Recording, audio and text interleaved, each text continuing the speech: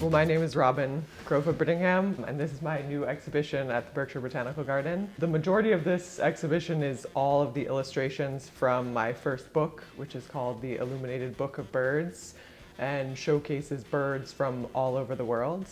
I also have included some work from the rest of my practice as a fine artist, visual artist who shows in galleries in a non-illustration context. My other work has to do with kind of creating these fantasy landscapes that are sort of precarious and showcase both imagined nature but also nature that is vulnerable, so extinct species and species that are endangered. So I started to get very interested in birds through that work. As an amateur bird watcher, my interest in bird watching sort of began through traveling, and when you go to a new place, it was sort of like, okay, what are the top birds of this area and can I find them? So I decided to group the book the way that I've come to know birds, which is sort of identifying a few that I really love from a particular area and making these sort of windows into that area. All of the drawings have this arch, which to me was kind of like a window into a particular region.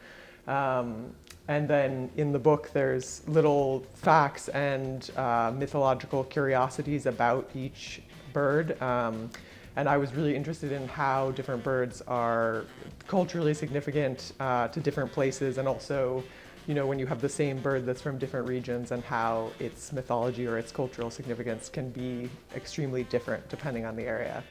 So this painting is one of the ones from my sort of what I'm usually doing when I'm not making books. And I'm really interested in the relationship between humans and nature and sort of how we have this simultaneous reverence for nature and sort of constant need to use it and abuse it. And so I wanted to kind of make these landscapes that showcase a lot of beautiful plants, but a lot of the plants are poisonous or dangerous, and sort of how there's this push-pull between like the seduction of nature and the precarity and the dangers of nature. And this was where the bird interest really started. So you can see throughout this, I've included lots of birds that appear in the book. So there's hornbills, which are a bird that I've actually seen in real life in South Africa. Shoebill, which is another bird I've seen that's almost looks like some kind of crazy dinosaur.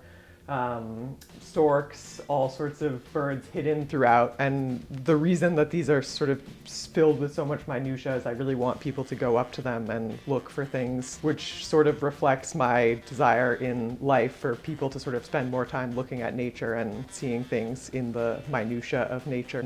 The triptych is kind of like a way to reflect that sort of reverence for nature and that spiritual devotion that comes from gardening and comes from, looking at the natural world that we live in all the time. So this is a piece that sort of ties together my work as an artist and my work as an illustrator, because for the book project, I was really interested in finding these little facts about birds and human relationships with birds, and human relationships with nature are something that comes back in all of my work. So one thing that I discovered in the bird research was, first of all, that cormorants, which are pictured here just in a sort of fantasy way, were used in certain cultures to fish for people. So they would be fitted with like a yoke around their neck because they're extremely good at catching fish. And the yoke would prevent them from swallowing. So fishermen would send them out to catch a fish and then come back and be able to take the fish before they ate it.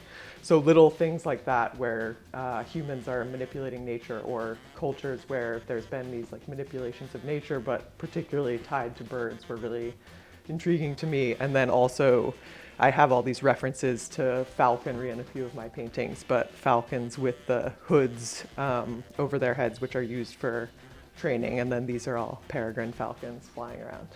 One of the birds that's always been a favorite of mine that I grew up seeing on this lake that I spent a lot of my summers on are loons.